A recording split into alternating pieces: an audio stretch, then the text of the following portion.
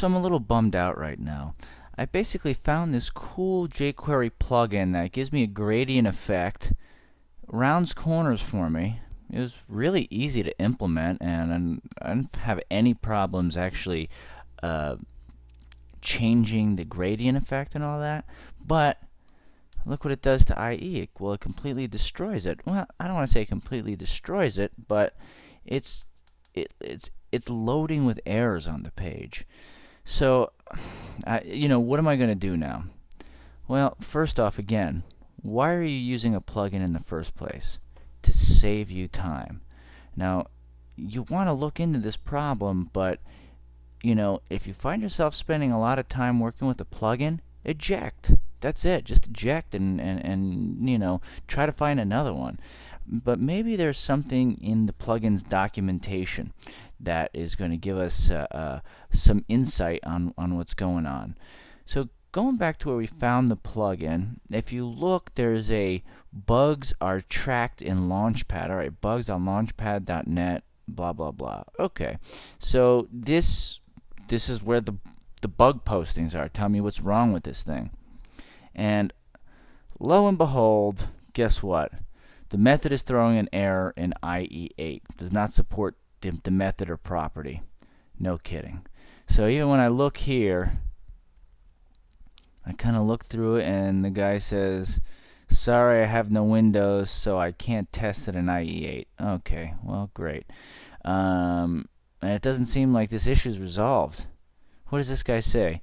I had the same issue, remove the comma at the end of line 46. Solved that particular IE issue, yet I haven't gotten the rounded corners to work on IE8.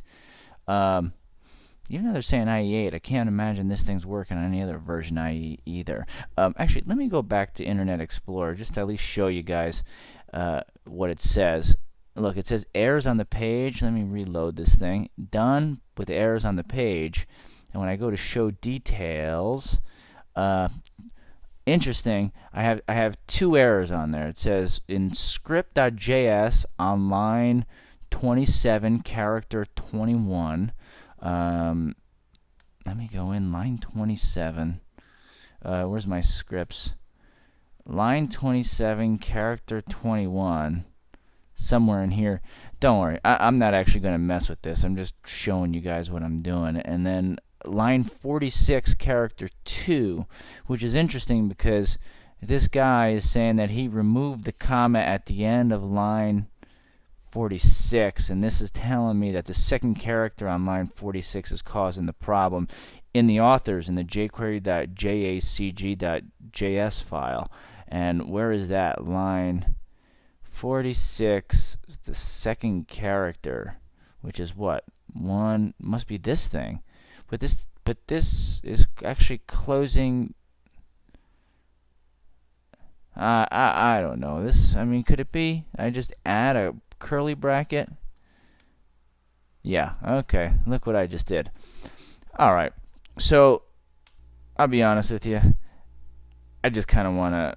I'm gonna cut my losses over here.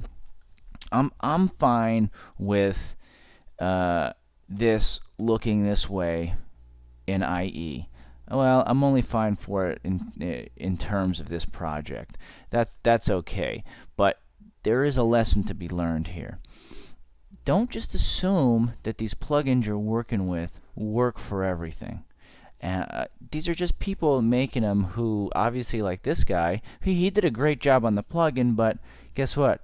He have no windows, so he didn't get a chance to test it. And if we're trying to roll this out for production, it would be a real drag to bring in a plugin that we just kind of like forget to test it out in all our different browsers, and then by the time we get fully done with our project and we test it out, or maybe even forget to test it out, we get the report back that it doesn't work in Internet Explorer.